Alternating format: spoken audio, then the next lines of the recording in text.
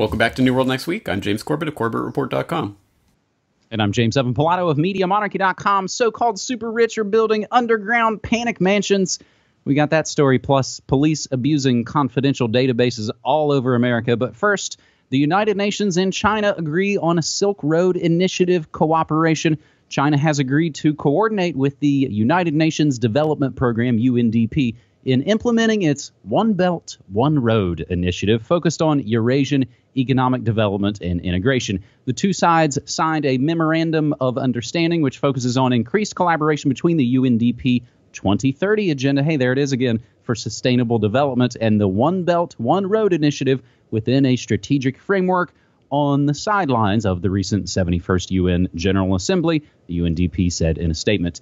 In 2013, China's President Xi Jinping proposed the construction of a new Silk Road to facilitate the direct flow of goods from the Pacific Ocean to the Baltic Sea. The project is intended to connect China with Europe and strengthen economic ties between Asia, Europe, and the Gulf states. James, when I dug back into our archives, all I could see us talking about as far as Silk Road went was Ross Ulbricht and the dark web. Bring us up to date on the Silk Road situation as it confers to China. Well, if people want more information on it, I did write an article earlier this year, China's trillion-dollar gamble, the new Silk Road. And in that, I go through the $1 trillion of infrastructure investment that they're going to be pumping into this over the coming decades, really, as they try to build up this transportation infrastructure for trading around the world. But it's much more than that. It's about essentially the creation of regional government and free trade deals along the lines of everything that people detest about TPP and these types of deals. It's just that China is forming a sort of less formally structured version of that. But it's got all of the same aspects of this kind of regional government, sharing government data and statistics and harmonizing regulations and fostering cross-border cooperation in law enforcement. All of these are aspects of what this is ultimately going to be. So it's no surprise that the UN is pimping for it, and in fact has been for a couple of years now. You can go back to 2014. The United Nations Conference on Trade and Development has this whole investment guide to the Silk Road, where they're basically pimping this idea, and oh, isn't it so great? And look at all the oodles of money that you'll be able to make if you invest in this area of the globe as it starts to expand, which is probably true. But again, it's because this fits in perfectly with things like the 2030 agenda, that China is absolutely in bed with with the global government in general. They're just a different wing of it, a different aspect of it. They're going to be the good cop in the good cop, bad cop, I guess. It's better than US NATO empire. Well, let's have a Chinese empire. So this is how we have to situate this. Ultimately, this is about much more than just a trading infrastructure. This is about the kind of the the circulatory system for a regional government of some sort, and the regional government gets built on top of this infrastructure. Well, and as you note China's prominence, I think they have that most favored nation status. It's why Rockefellers have always been so invested in China. It's why they get all the events, all the conferences, all the Olympics, all those sorts of things. And I think, the words are always important. Of course, Silk Road, pretty obviously tapping into kind of old school words, making it sort of new again for a new world, if you will. But also, as you were reading off those words, like harmonizing, whenever we hear those words, harmonizing is great in art and music, but whenever you hear it coming out of government, it's always going to be a bad situation. Our second story this week, James, has us going to pretty much all around America and looking at police abuses. Now, you don't have to dig too deep to see police abuses, but a lot of it, of course, again, tragedies as they are. We're seeing just sort of a lot of sort of blood and guts and divide and conquer, like we've been sort of talking about in the Summer of Rage. But it's much more deep-seated, and it's almost that much more disgusting, sort of how deep it goes. Police officers across the country misuse confidential law enforcement databases to get information on romantic partners, business associates, neighbors, journalists, and others for reasons that have nothing to do with daily police work.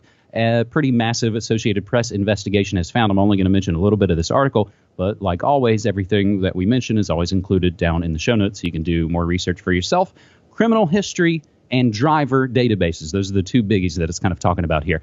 Give officers critical information about people they encounter on the job.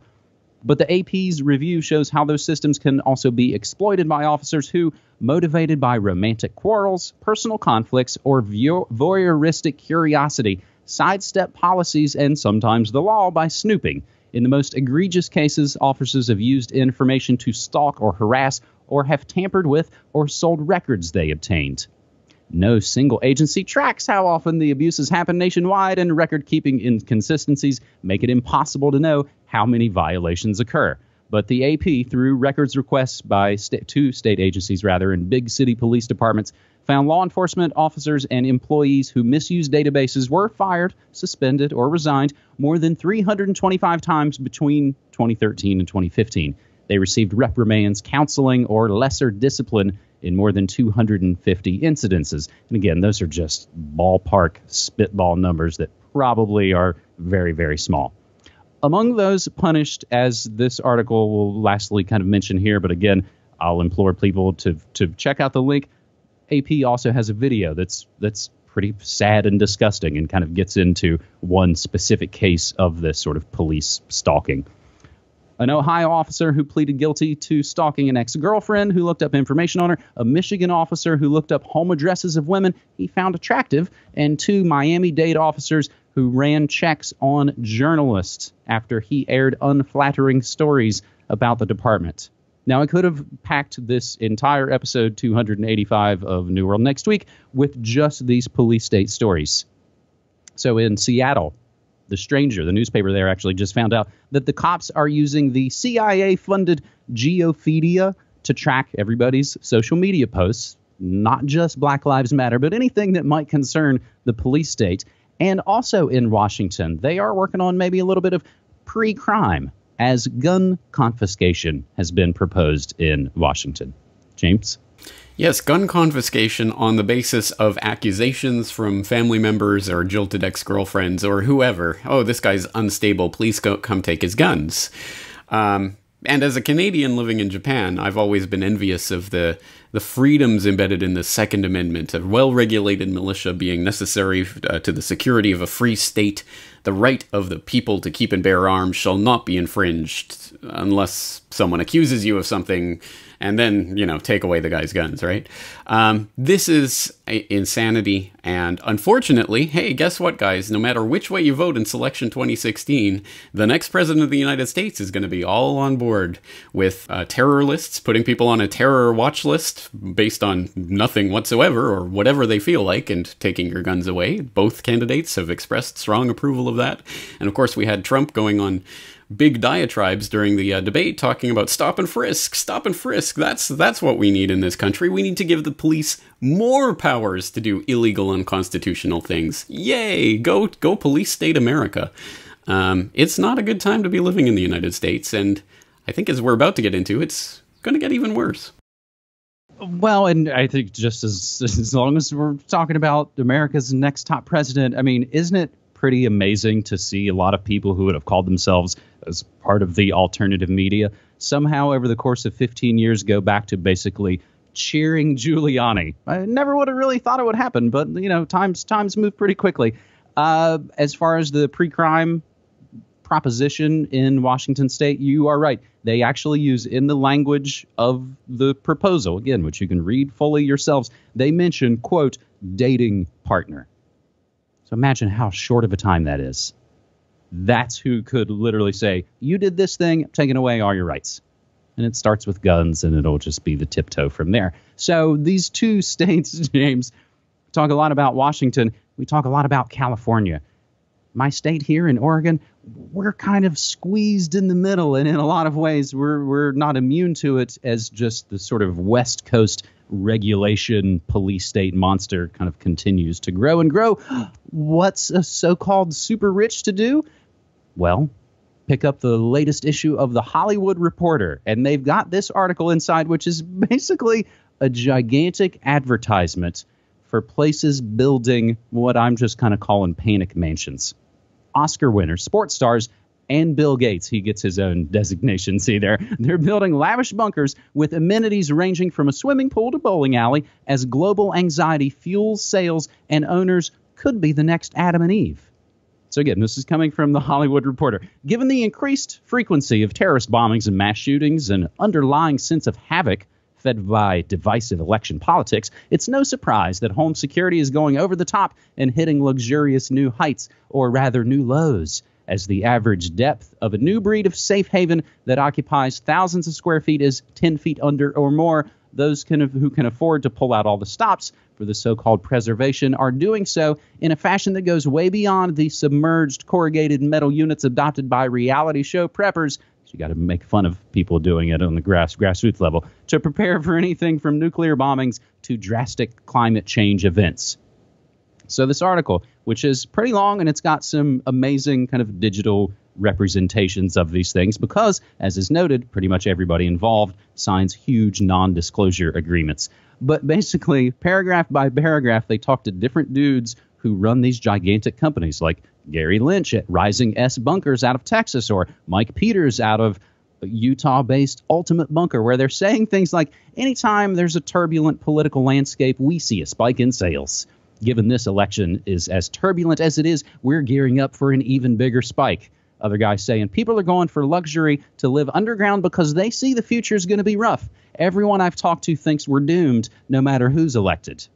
Bill Gates has huge shelters. Again, these are quotes coming from the guys running these companies. Bill Gates has huge shelters under every one of his homes in Rancho Santa Fe and Washington, again, Washington State. His head of security visited us with us a couple years ago, and for these multi-billionaires, a few million is nothing. It's really just the newest form of insurance. Now, this is where it gets holly weird and fun. Many of the clients come knowing what movie secret door they would like duplicated, says Arizona-based creative home engineering president Steve Humble. They basically have people inspired by Indiana Jones and Batman and James Bond, or most specifically, Goonies, where a popular access control device that requires a certain sequence of notes to be played on the piano to get the door opened. And they also note, at this moment, they're building something in a private residence, which is a phone booth where you have to dial the correct number, where a sort of get smart door. I don't know. What do you think? I think you hit the nail on the head when you said giant ad. I think that ultimately this is a giant ad for all of the Ultimate Bunker and all these places that you're talking about that get all this free advertising space here. But it's more than just that. It isn't just an ad. You know, it's not like multi-billionaires are sitting here going through a Hollywood Reporter looking for, the latest technology. I think it's more an ad based at the public. As part of a general campaign, part of the Summer of Rage, part of the building up of all this tension, and the inevitable release is going to be blood on the streets, guys. You better get ready for it in your own way, because this is how the rich are going to do it.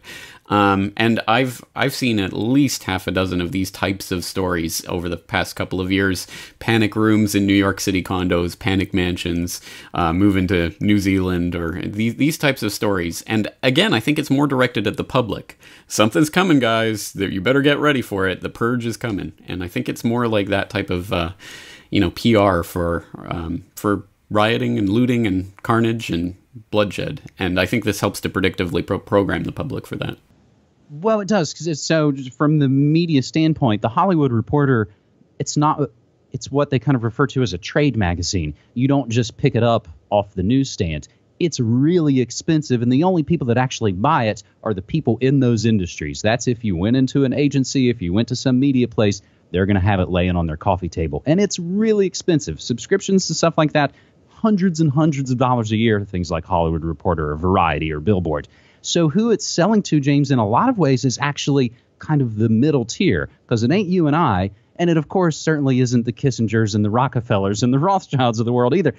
It's a lot of the middle folks who, of course, they're going to be more susceptible to fear of chaos on the streets than the actual super rich who aren't going to really have to worry about any of it in the first place. So it's a funny form of advertising to the sort of upper middle kind of management class, I suppose.